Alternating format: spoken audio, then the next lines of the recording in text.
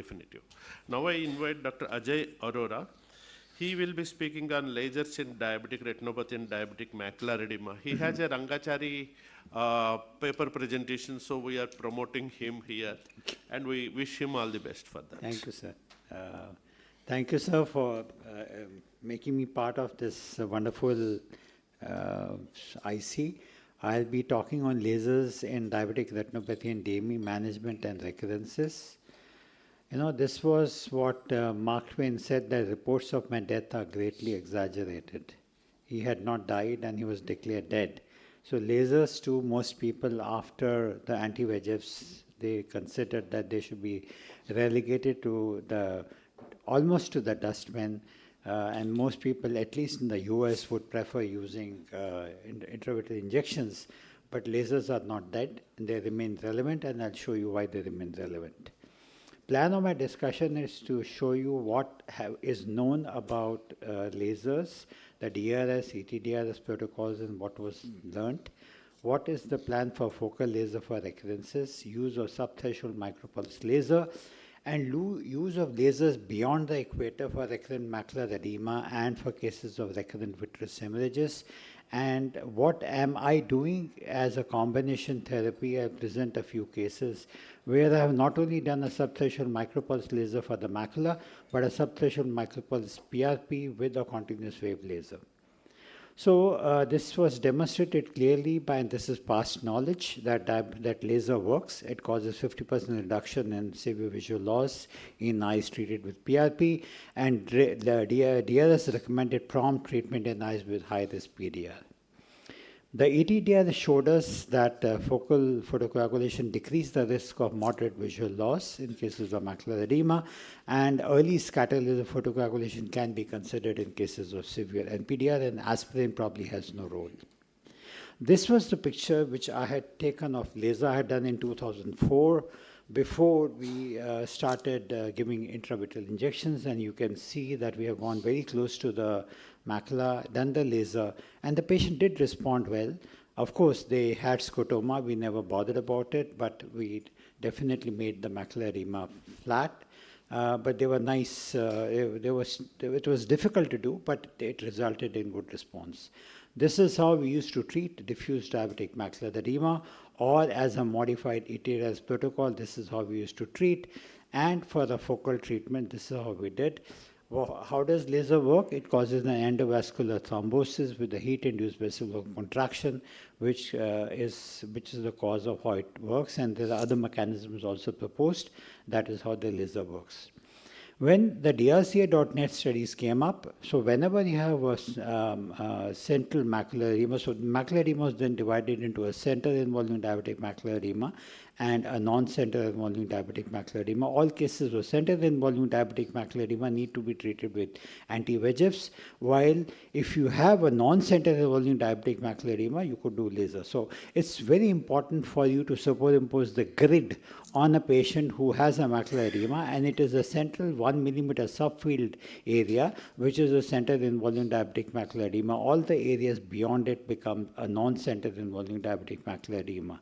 So the central subfield is 1 millimeter, which is 500 microns from either side of the center of the foveal avascular zone. So what was recommended, that don't go closer than 750 microns.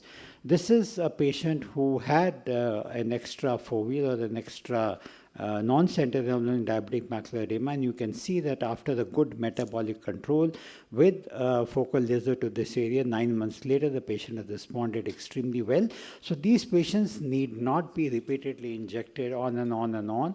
We could give a definitive treatment by doing focal laser for these patients. So this is a chart. It's how do we go? What is the differences between a grid photocoagulation, a direct grid, and a mild macular grid? And I'll show you some cases. So how do we retreat a macular edema in cases of laser? Whenever you have a persistent or a residual center involving diabetic macular edema after 3 months and a new residual central areal thickness, the focal treatment can be brought up to 300 microns of the foveal center. This is what is recommended in the studies. We don't do it because I personally would not like to go closer than 750 microns from the foveal center, because we know that over the period of time these laser burns may expand centrally and cause further visual loss. So those cases we use anti-VEGFs, and up to 750 microns the recurrences can be treated. Now, this is a patient, 61 years old male diabetic, who has got a persistent diabetic macular edema. When we do a wide field angiography, we find that there are leaking areas in the periphery. So the cause of the macular edema, you don't have to keep injecting these patients. If we go ahead and laser them in this particular area, additional PRP laser with limited amount of intravitreal injections, and the patient responds well. So no treatment except augmentation of PRP in these cases would help us. So you need to look at the entire fundus, to a fluorescein angiography, wide field angiography, and see if there are any peripheral leaking area which are responsible for the diabetic macular edema.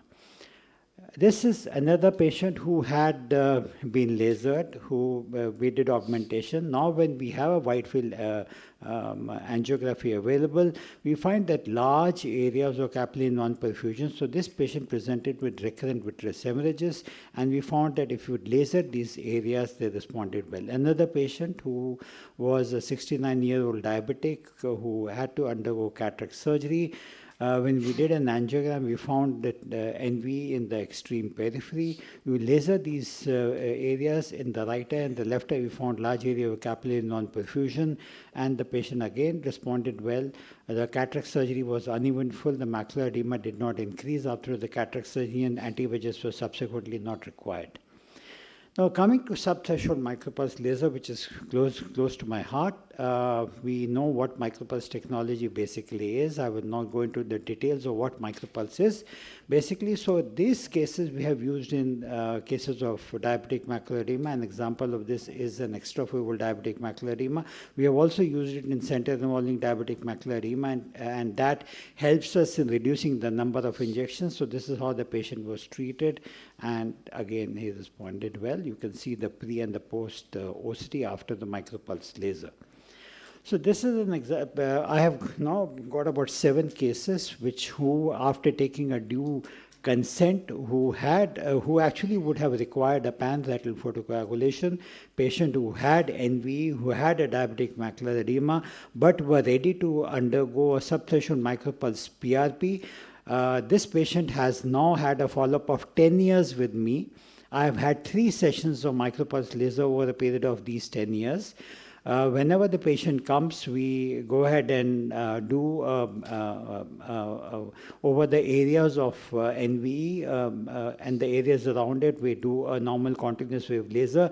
Rest of the areas of micropulse laser was done, and we have followed them over a period of time on Octa, both the superficial and deep capillary plexus, and also done the field charting. So this is how this patient's periphery looked like. These are the areas which are marked out. These are the areas which we have done micropulse laser, and the other areas, the normal continuous wave laser has been done. So what is the advantage of all this? This patient, this is the left eye. I have done field charting and plotted the field, and sequential field charting has been done over a period of last 5 years. We found that these patients have maintained their fields, both 120-2 as well as 24-2 fields. So the advantage is, despite not having done PRP, the fields have been maintained. A micropulse laser, these patients do not, the field is not deteriorating. So that is an advantage in these cases. So the take-home message is laser photocoagulation, which was relegated to the backyard with the advent of pharmacotherapy, is with a better understanding, is making a comeback. PRP has remained the effective treatment for PDF over the last 4 decades, and maybe subthreshold micropulse PRP may be the way forward. Larger studies are required. Ultra-field wide field angiography has helped us in identifying NV and CNP areas. So these cases who have peripheral NV, and there were cases of recurrent vitreous hemorrhages. After vitrectomy in these cases, when we do laser, these recurrences of hemorrhaging can be reduced or totally stopped, as I've just shown you in a few cases.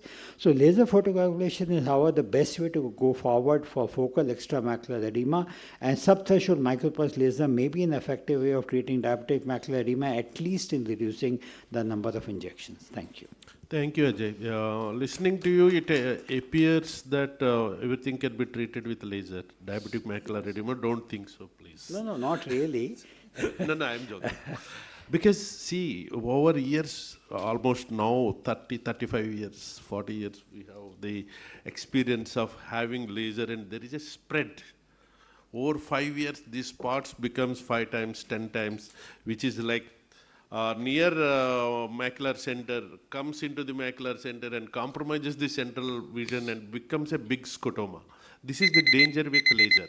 So please be aware of that. That's why Ajay pointed out, whether you have noticed or not, studies say 500 or 350 microns from the center of the macula, you should not do focal laser.